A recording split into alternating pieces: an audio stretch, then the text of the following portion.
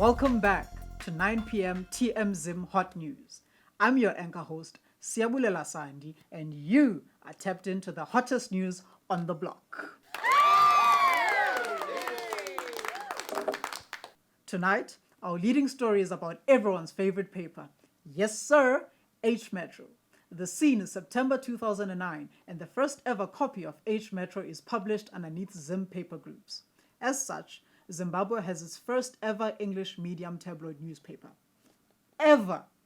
It doesn't take long for H Metro to become the sweeping phenomenon it is today, becoming the second most read newspaper in all of Zimbabwe. Oh my goodness.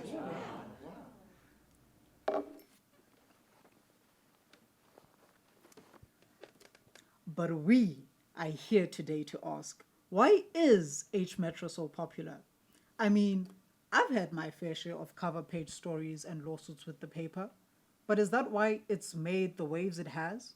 We've called in an expert on the matter, Professor Admaya Mare, Deputy Head in the Department of Communication, Namibia University of Science. So specializes in media consumption and media audiences. Prof? Hi, Sia. Can you hear me? Yes, I can hear you, Prof. How are you today? Oh, I'm very well, thank you. And how are you?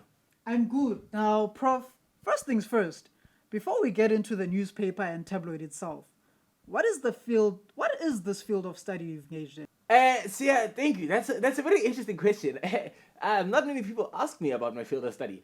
I'm engaged in what is known as reception theory, which is, to simplify, something largely concerned with the media we produce and how we engage with it as an audience and as consumers, and how we divulge meaning from those texts. So not just look at the text themselves, but our relationship to them and how we divulge meaning from them. So within that, I'm focused on media consumers and media audiences and their consumption, media consumption.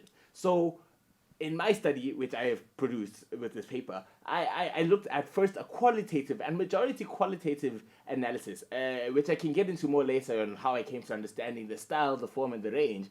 But largely what that meant was that I would take 12 papers randomly selected between the months of January 2011 and February 2012, and I would look through those papers to get meaning from them. And then further, I conducted some face-to-face interviews and group interviews, as well as some WhatsApp interviews to understand how audiences are consuming these products. Yes, so that was largely my methodology. Thank you so much, Prof, for that informative background. After the break, we're going to get into the heart of the issue. Why is this H Metro so popular? What is it all about? After the break. Now tell me, are you stressed you're going to see yourself on the H Metro? Do you suffer from paranoia? Do you worry that people always have their eyes on you, triggering an overactive sweat gland? You might be suffering from moral panic.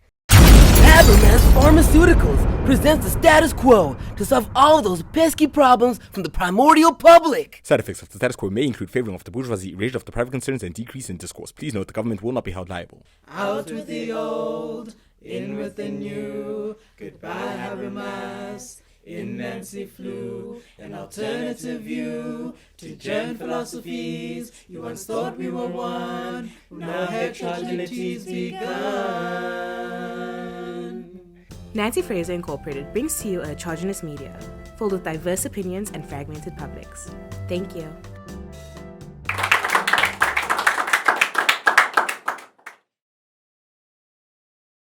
We're back, and still on the line is Prof Mare. Prof, you still there?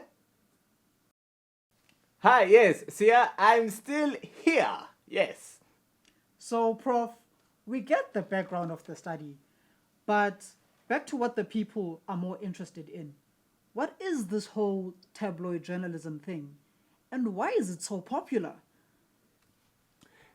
Yes, yeah. So from my qualitative analysis, which I spoke of earlier, I found three different things which can help us to understand very much the kind of journalism tabloid journalism is. So we look at the range, the style, and the form. So on the nature of the range, we can conceptualize it as somewhat of a ratio. So in tabloid journalism, we saw a lot more of soft news, as we refer to it, and more gossip and rumors and things of that nature, less so than hard news, which would perhaps take the 20 of the 80-20 ratio. And then in terms of the style, we saw a lot of information being delivered as a subsidiary fact to entertainment, in fact, which is very different to traditional forms of journalism. So we saw here infotainment, humorous, funny, it had a way of gripping the people. And the forum was very heavy on design, so it was a lot of incorporation of color photography and big headlines, things of that nature. It is a lot more visual than you would expect your typical newspaper to be. So yes, that's the big deal about tabloid journalism. Yes. Thank you very much, Prof. Now we'll move on to our next segment of the show, which is Moving On with Anati.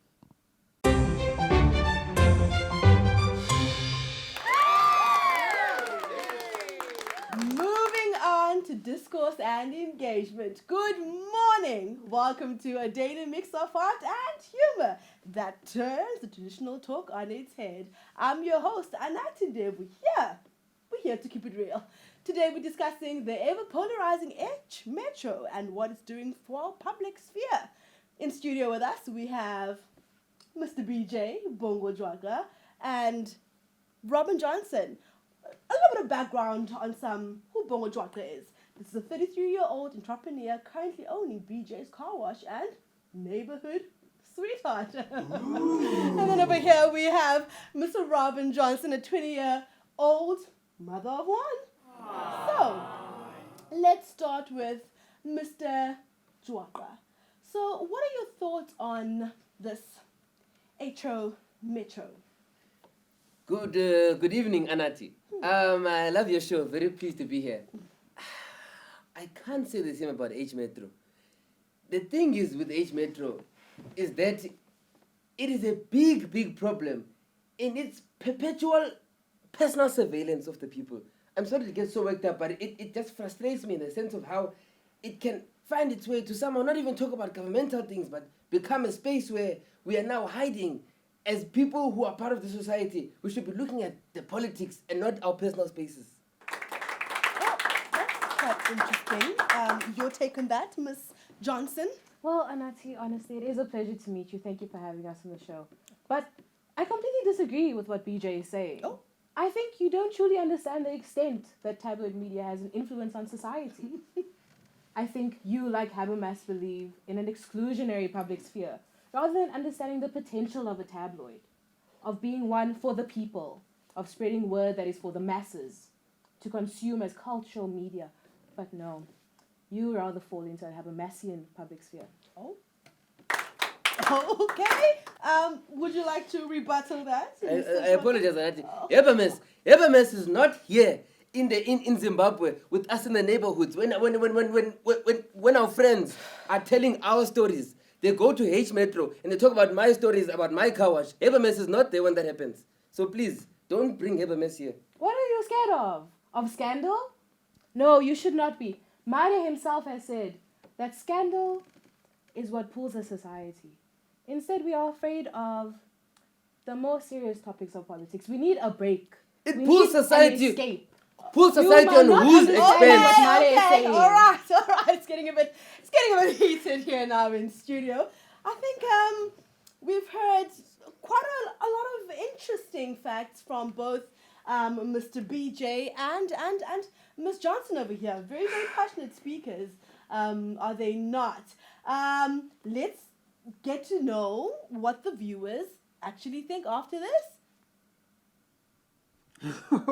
The drama. Thanks, Anati. And that's our show this week, folks. We found through great discussion that this phenomenon of tabloid journalism seems to move beyond itself. It isn't just a newspaper, but works itself into our everyday lives and discussions. Join us next week when we discuss Tendai the Beast Mtawarira refusal to Tendai the Beast Mtawarira's refusal to play for Zimbabwean rugby team. Next time.